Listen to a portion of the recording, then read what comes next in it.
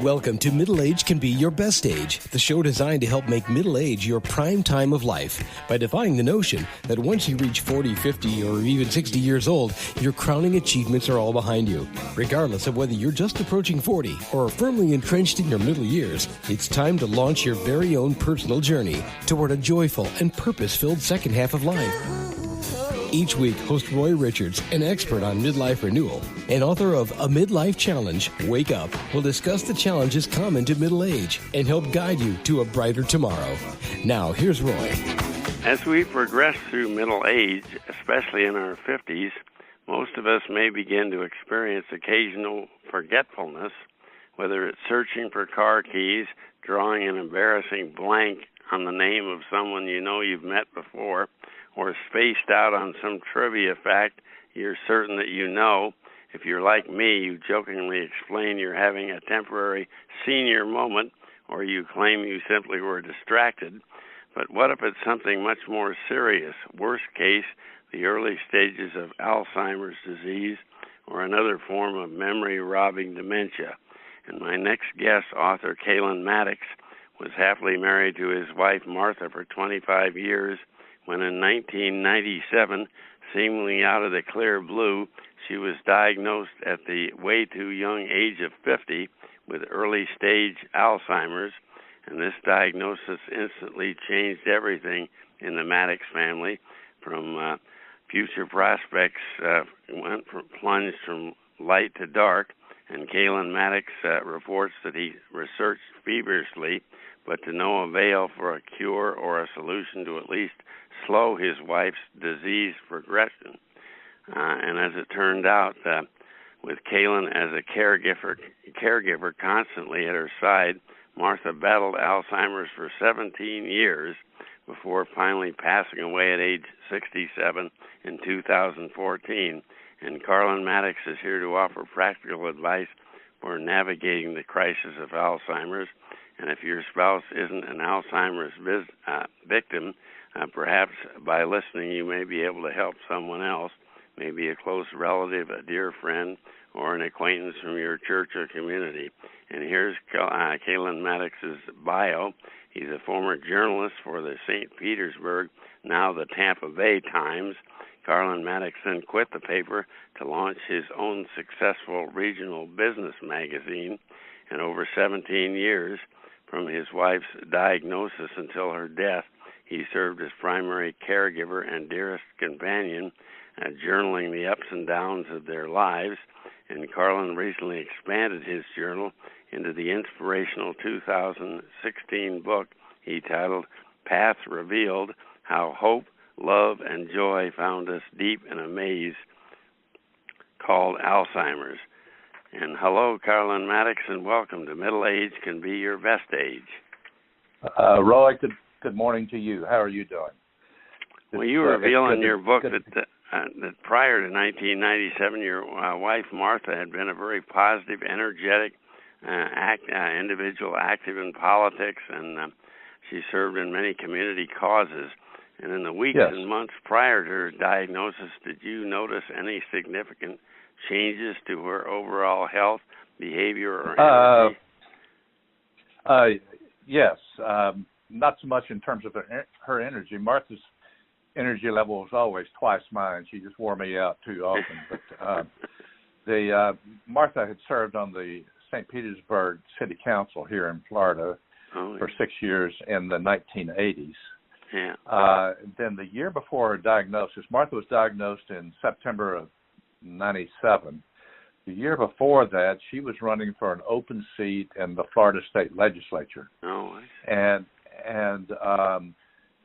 she and the three other candidates for this position during the primary were speaking at the most influential setting in the whole campaign. It was called the Tiger Bay Club here. Yeah. And each of the candidates had to respond to the questions put to them from the audience. Yeah. And I'd seen Martha in that kind of a setting just dozens of times through the years. And she generally was quite responsive, was quick on her toes. came forward with answers that just filled with common sense and practicality. And but on this occasion, in July of '96, Martha had to ask for every question to be repeated. And then when she did answer, most of the answers were just slightly off. They were askew by a few degrees and didn't quite make sense with what she had been asked. When we got home, I said, Martha, what went on? What was going on there? And Martha looked at me puzzled and says, what do you mean? Everything went fine. And so I didn't know what that meant. I knew something was wrong, something was happening, but that was the first telltale sign that hit me between the eyes. And our children began to also notice her being forgetful of names. And if you're into politics, you don't forget names, you don't forget appointments. No. And she was doing that more frequently. But it took us a full year to get Martha in to see a doctor. You don't really expect Alzheimer's when you're only just turning 50. It's usually people over 65 or something. I guess Roy, if I'd heard of Alzheimer's, I hadn't paid any attention to it at that age, and so that wasn't even on my mind. I don't know what was going on, but that didn't cross my mind. Well, we've all heard of Alzheimer's, but I'm not certain that many of us know that much about it. I know you're not a medical professional, but you've studied it very extensively. Can you briefly describe what goes on in the brain of an Alzheimer's victim, and where does the disease begin, how does it progress, and what's the most common eventual cause of death? You've asked a lot of complicated questions there, Roy. I don't mean to get complicated.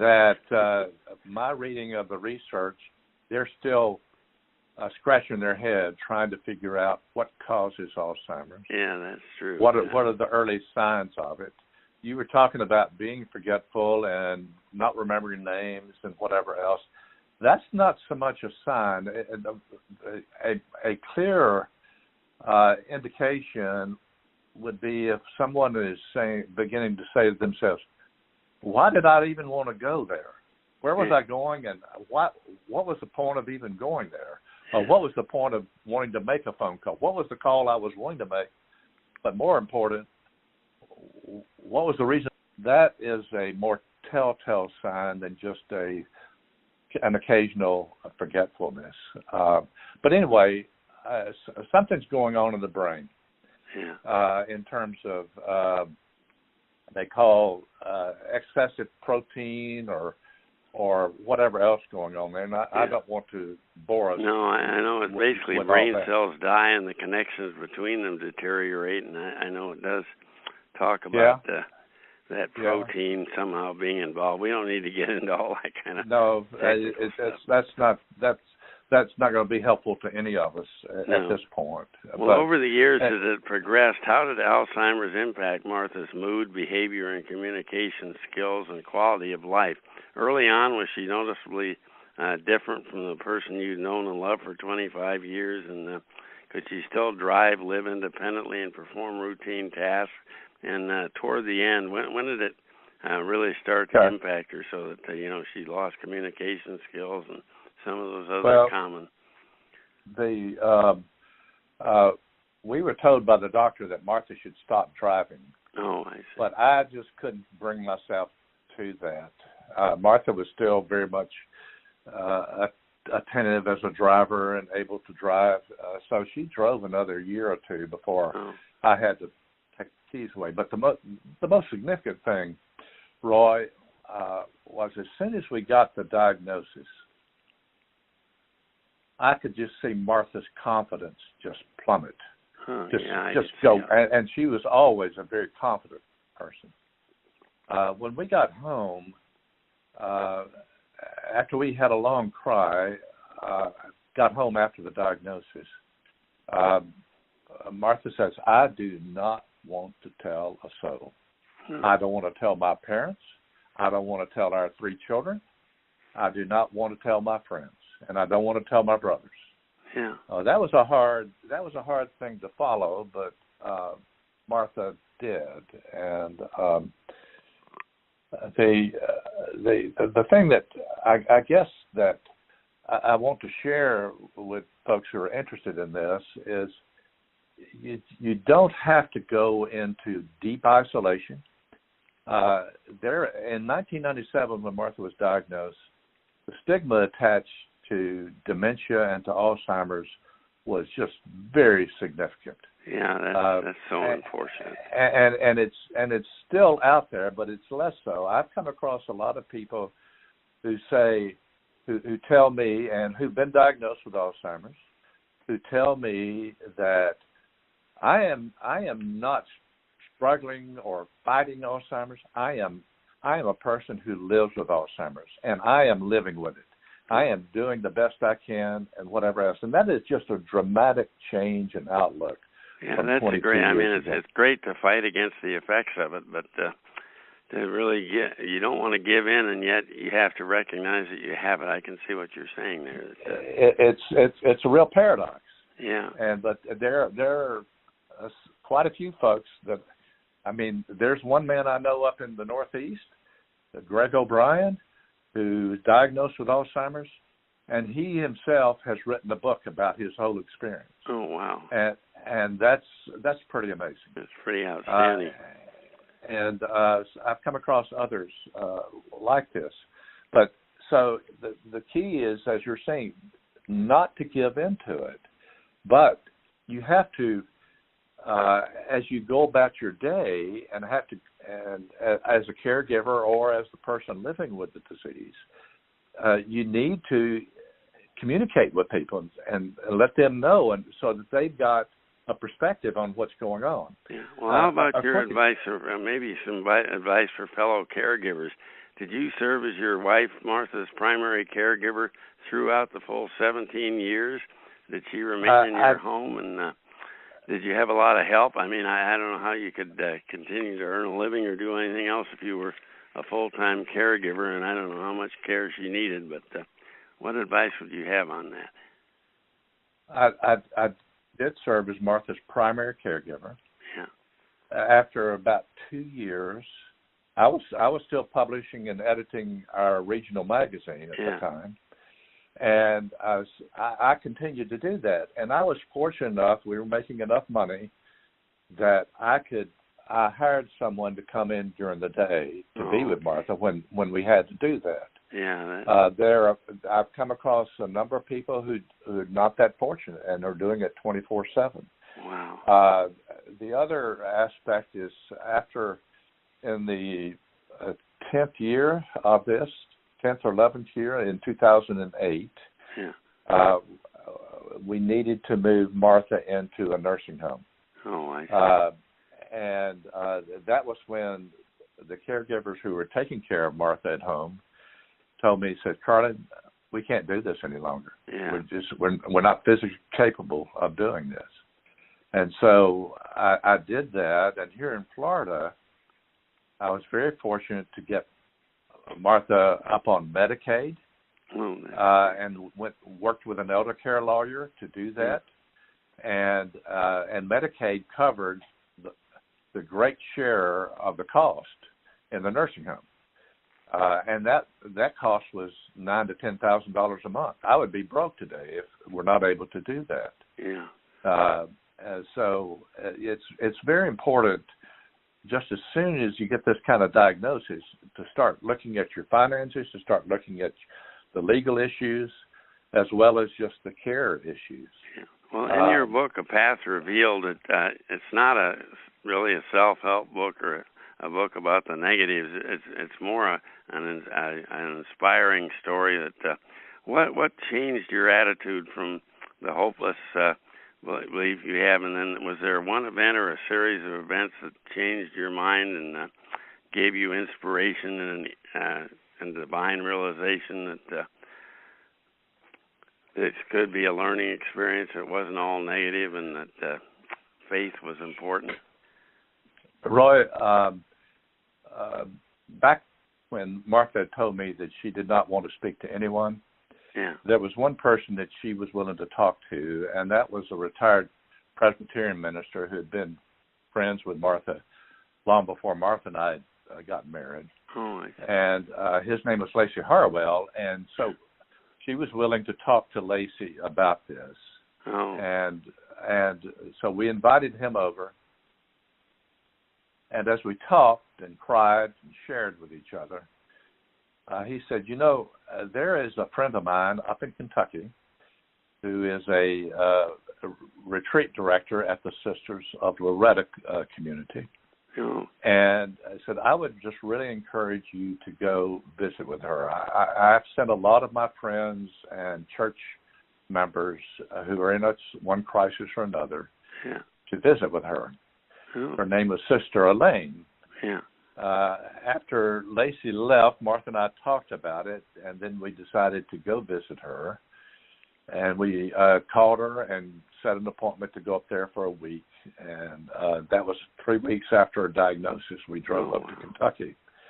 And so this was sort of the opening. I mean, the focus of my book is not the Alzheimer's. Alzheimer's is the context. The focus is what I call the spiritual odyssey that unfolded. Now, I'm Christian and I grew up Christian, but what I'm sharing in the book doesn't have to be just basically Christian based. But anyway, Sister Elaine, we spent a week with her and we had some great conversations with her. But her message to us as we left was something like this. It's now time for you to understand that you are loved by God and that you love each other in ways that you probably have not before. Yeah. And so from that, I probably counting Lacey Harwell, Sister Elaine, there were a total of 3 or 4 mentors, spiritual guides along the way that helped us through this process. And these guides sort of, I didn't go seeking them. They just sort of showed up at sort of the right times. And it's sweet. You reveal that there was one word that completely altered your journey of discovery from hopelessness to thankfulness. And what is that one word that you discovered? You're catching me. I'm not quite sure. It was in your book. That word was gratitude. You mentioned it. When you thanking God for Martha's life, for Carlen's love, and for your journey and everything else that changed. Gratitude is the word, and that equates with being thankful. But I go back to our conversation with Sister Elaine, and as we were talking to her, she was looking at both Martha and me. Martha was into politics. I had an entrepreneurial type magazine that was trying to make that grow. She said, you might want to understand the difference between willfulness and willingness, between being willful and between being willing. I didn't understand what she meant at all.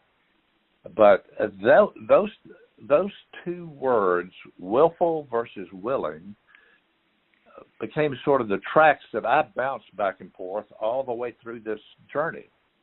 And by being willful, it means I'm going to be headstrong. I'm going to get through this. I'm going to push till we find a solution. Well, there was no solution for us. Yeah. This is the first time that Martha and I had come up against a problem that we just couldn't find our way out of. Yeah. And so we had to begin to understand what it meant to trust God, to trust this power that was greater than us, and how we got on through this. And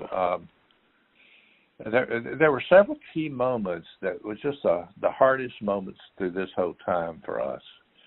The first one being just the diagnosis itself. Yeah. A second one was when I finally decided I had to take away Martha's car keys. Oh, yeah. And that was just very upsetting for her, and it was very upsetting for me. Yeah, it would be. A third time, Roy, was one morning, about 5 years into this, that Martha had a full seizure. I was down in the kitchen getting breakfast ready, and I heard a thud upstairs. I ran upstairs, and I found Martha just curled up on the ground, just curled up in a ball. And I'd never seen somebody in a full seizure before. And then the fourth time was just having to make the decision that it was time for Martha to move into a nursing home. Yeah. But all those moments, somehow, rather than give in to those moments, and I gave in to them. I mean, I became fearful and upset and anxious, but there was something, some force beyond ourselves that helped pull us through those moments and to sort of transcend those moments. And that's what you're alluding to, I think. Yeah. Well, where's the best place for listeners to preview and purchase your book, A Path Revealed, How Hope, Love, and Joy Found Us Deep in a Maze Called Alzheimer's? Where's the best place to go to? You can get that. You can order that from any local bookstore. They probably would not have it in their inventory. Yeah. Or you can go to Amazon or Barnes and Nobles, and they would have it there. Yeah. My name is Carlen, Carlen Maddux, Maddux. And that's your website also, right? CarlenMaddux.com. Right, CarlenMaddux.com. Yeah. And give you a chance to look at the reviews on that, and at Amazon. That's where most of the reviews are on Amazon. And I've also started a blog a year before my book came out that you can locate that on my website, CarlenMaddux.com. So yeah, those are the several places you can go. Well, I'm certain you'll agree that my guest Carlen Maddux has one heck of a story to tell. Without warning, in what seemed like an instant, Carlen, his wife Martha, and their 3 children went from an active, positive, and well-adjusted family unit into a dark, alien world shaped and defined by that horrible disease, Alzheimer's. But remarkably, Carlen's story is not a journey of hopelessness. Instead, it's a story of faith and hope, a spiritual path that helped guide Carlen, his wife, and his 3 children to transcend the dreaded disease. And his book can be an inspiration for you and me to overcome our darkest hour. It could be an Alzheimer's diagnosis, but it might be cancer, heart disease, job loss, home foreclosure, bankruptcy, divorce, death of a loved one, any number of crises. And when hit by a life-altering disaster, you and I have 2 choices: wilt under the sorrow and spend the rest of our lives sorrowful and unfulfilled, living with regret, mourning our loss, and continually asking, why me, or why my wife, or why my husband. Or second, we can launch a journey of discovery, commit ourselves to overcoming the setback, and emerge with gratitude for memories that we can treasure, positive things we learned along the way about ourselves, and a positive outlook on our future. And clearly, Carlen Maddux emerged from his 17-year journey with a ladder, and I highly recommend you visit the CarlenMaddux.com website and preview and purchase his book, A Path Revealed. And thank you, Carlen. You've indeed been an inspiration to us all. Oh, thank you very much. Good to talk to our listeners, tune in again next week for further inspiration from different aspects of why middle age can be your best age. Thank you so much, Carlen. Thank you. We are in the early stages of spring, and here in the northern hemisphere, that's our season of reawakening, the season of new beginnings. And if you're like me, each spring invites you to recreate yourself. As flowers bloom, would you like to make this the year when you start fresh, leave behind self-defined limitations, and create for yourself a low-stress, joyful, and fulfilling second half of life? Well, the good news, positive midlife transformation tends to be a self-fulfilling prophecy. You can shape yourself through your choice of actions, what you will do, when you will do it, and how you will devote your time. And my next guest, Colin Treadwell of Talk Travel Advisors, is here to convince us that one of the greatest positive agents for change is travel, and Carlen is author of the popular monthly online newsletter, Musings from Carlen's World. And hello, Carlen Treadwell, and welcome to this week's edition of Middle Age Can Be Your Best Age. Thank you so much. It's great to be with you.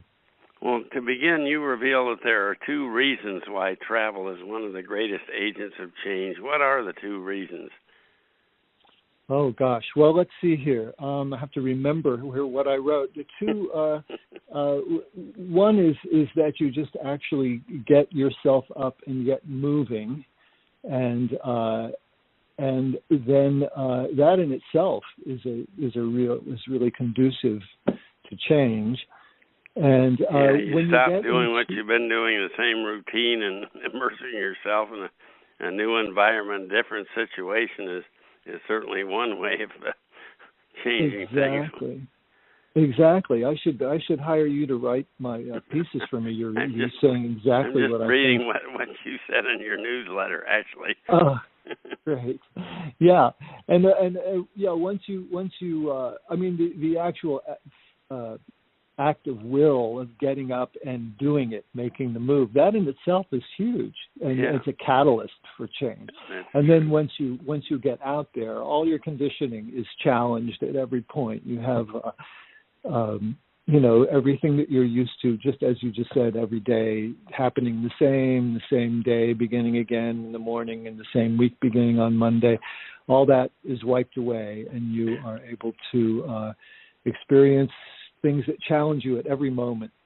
I think travel is the best education, depending, of course, on how you travel, but it's just constantly, all of your senses are engaged at all times, and you're constantly confronted with new things that inspire you to think new ways, and it's...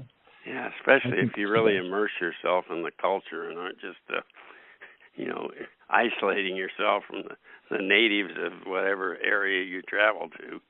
You talk to people that live there and really get into it. But and that's an interesting thing because of how one does that, how you immerse yourself somewhere is a challenge, and it's fun to just take off and go somewhere and just arrive there and look around and see whatever happens. But it's also very valuable to have somebody who can lead you and show you the place, and someone preferably who's educated and about the place and is competent at showing you those special things. And it's a good way to do it. I think that's one thing with traveling with some sort of a tour company, because that's their profession and they know how to make the most out of that. Yeah, there's two types of tours I've been on, and one was horrible.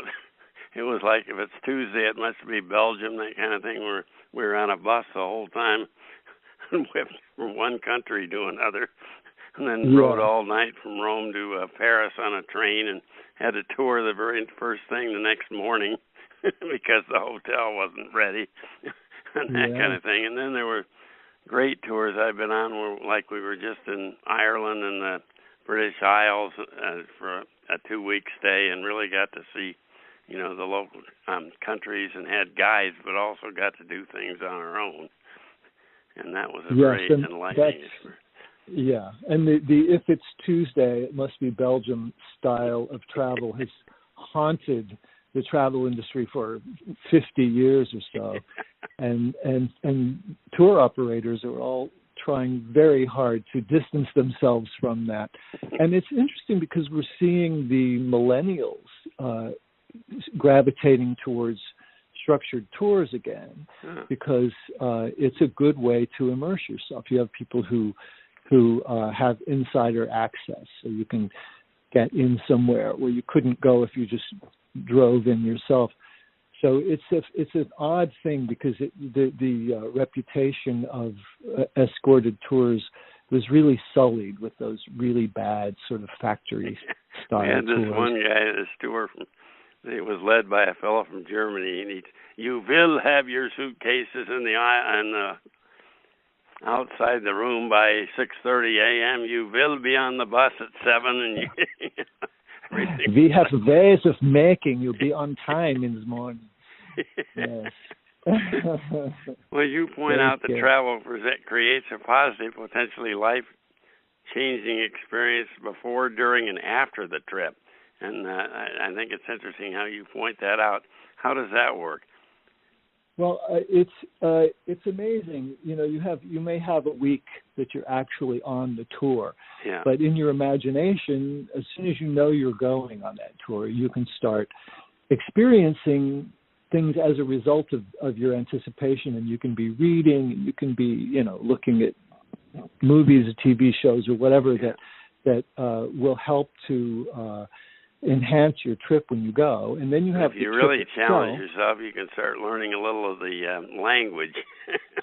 Yes, it's a great opportunity to practice up on the language that you've learned a little.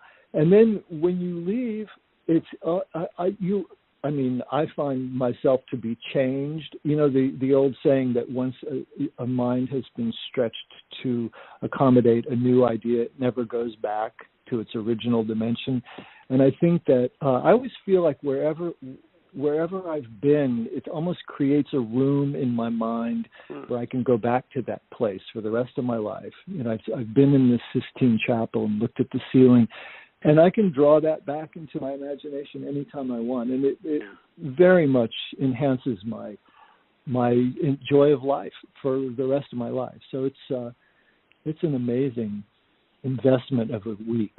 One point you made that I really like is, as you point out, we have so limited control over so many aspects of our life, and we don't turn our career path around in a dime, and we're not going to discard our present spouse for another one without.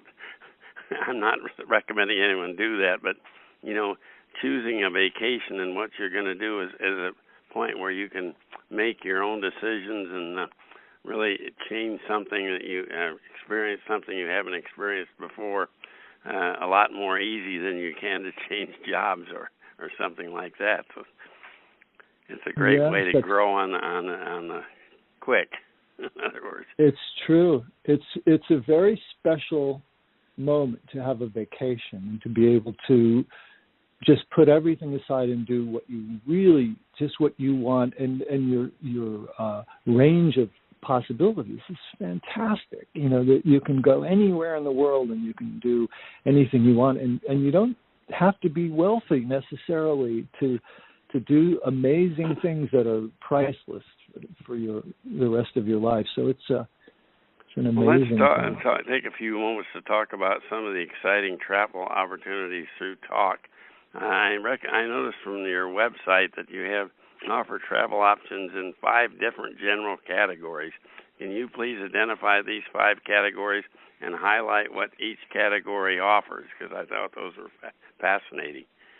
Well, I'll tell you, I'm actually a writer who works for Talc, and I'm not in the middle of it, so I can't necessarily list those 5 categories for you right now. But I have a general idea that as you pointed out before, you've been on bad tours and you've been on good tours, and that may differ from person to person.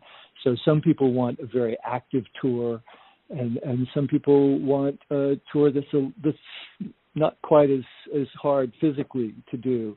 Yeah. And then there's family travel, which is hugely popular, and also a wonderful way of enriching not only your own experience, but your family connections and so forth. So Talc has its Bridges program. The Bridges program. That was one of the 5, and just to let people know, they had European river cruising, small ship cruising, land journeys, that family travel, and talk events, which you go like a single departure and go to a theme travel experience that offer exclusive access to places and experiences you can't do on your own, which I think is fascinating. Like I mentioned, the New Orleans Jazz Week, that is one of them, that type of thing. Yes, Talc has taken. Talc has been in business since 1925, and they've really. I mean, they were one of the creators of the modern touring business, and with all this experience, they have developed a lot of ways of a lot of understanding of how people travel and what's the best way to travel. And let's see here. You were saying your point. What was your last question? I'm sorry. Well, I was just wanted you to describe the 5 areas that they cover. I know they also have tours throughout the world. You can choose wherever you want to go, from Africa to Asia to Antarctica. Well, you have one cruise, I think, even goes to Antarctica. So you can pretty much choose where you want to go. And and the different styles of travel. River cruising is an amazing way to travel, because you get that nice ease of being able to just move into your cabin and have that be your headquarters for the whole week. You don't have, or the 2 weeks or whatever it is, and you don't have to be packing and unpacking all the time. But it's not just out on the ocean. No. It's going right through the middle of the cities and the old, what used to be the highways of the world before we had. My problem would be I wouldn't want to sleep and miss any of the journey. I don't know if they travel only during the day and dock at night so people can sleep, because I wouldn't want to miss any of that. But and they also, I know, stop at various destinations along the way. So it sounds like a really great thing to do. Well, I know that Talc has a brand new website, a newly redesigned website. What's the address we should go to? Well, you should go to talc.com, TAUCK.com. That gives you the overall website. If you want to look at the Colin Treadwell musings, you can go just put a slash and put Colin at the end of that. Oh, okay. So it's talc.com/Colin. So can people sign up to get your musings automatically, or do they just need to do that? Yes, and I wish I had the exact, but I'm sure if you go to the site, there must be a button there. I'm not looking at it right now, but there is a big, a newsletter there's a big mailing list that it goes out to. So I know you can get onto it. So if you go to talc.com/Colin and then just look at that page, I'm sure there's a way. I'm sorry. And I also know that it's very interesting. There was a facility on the Talc website where you can sort of design your own or search for your own specific vacation of where you might want to go, and you fill in some information and it lists all the trips and tours that are available in that area. So that was a fascinating aspect of it. Yeah, there's a huge range of things, and it's kind of fun to poke around and see, look at your preferences and see where it leads you. It might not be what you expected, but it might be a nice surprise. Those family tours really sound great too, because one of the most biggest concerns I would have is, most of us in our middle age have teenagers and pre-teens, and they all have their own ideas of what they want to do, and trying to arrange a tour that on your own that would keep everyone in the family happy would seem like a nightmare to me, and you're likely to end up coming home more tired than when you began. But if they really have good organization for the whole family, it would be great to have a tour like that. So those family talk bridges sound fascinating to me. Yeah, that you put your finger right on it. Typically what happens, I think, it tends to fall to the mother, the matriarch, to plan everything and set everything up, and so she's really sort of working overtime instead of getting a vacation. Yeah, and, that's no vacation. And so you leave it to got some professional people who've been there, they've been around, they know how to do it, and it's beautifully done. It's in these days when it's a struggle, really, for any of us to pull ourselves away from our screens and our phones, especially the younger generation, and it's hard for people to get their children's attention. So to be able to go to a place where you can have so much to engage you that you actually may be able to get away from your phone for a while and really enjoy each other. Rule, no phones allowed. Yeah, that's become an attraction itself, just being able to get away from your phone for a while. Well, in conclusion, over the years, I don't know how many folks I've heard declare that they simply were too busy at work and just couldn't afford to take a real extended vacation this year. And I'm certain that my guest, Carlen Treadwell, would agree that decision not only is harmful both to your energy and your spirit, and in the end it's also counterproductive because few, if any of us, can work straight through week after week, month after month without a break. And if you desire a better life and a new, improved you, and who doesn't, staying mired down in the same routine is not going to get you where you want to go. And for God's sake, take advantage of all the vacation days you have earned this year and spend them on travel that will expand not only your own horizons, but those of your spouse and kids as well. And please don't automatically spend your vacation this year and every year at the same old cabin and annual trek to Lake Tahoe or the Jersey Shore. And sure, these are great destinations, just not the same rental cabin in the same place doing the same activities every single year. And to explore possibilities for a genuinely expansive and fun vacation this year, I recommend you explore the fascinating opportunities at talk.com. That's TAUCK.com. And whether you're 43, 56, 64, you're never too old to expand your horizons. And why in the heck do you want to stay stuck yet another year? And thank you, Carlen Treadwell, for alerting us of the many talk vacation opportunities. Roy, thank you so much. That you stated that so beautifully. We are of like mind, and we could go on for hours on those subjects, I'm sure. Yeah, we certainly could pick a few specific vacations and talk the heck out of it. May you continue to enjoy your personal travel all over the planet, and to all you listeners, happy trails to you, wherever they may lead in 2019 or 2020, whatever. And bye for now from Middle Age Can Be Your Best Age.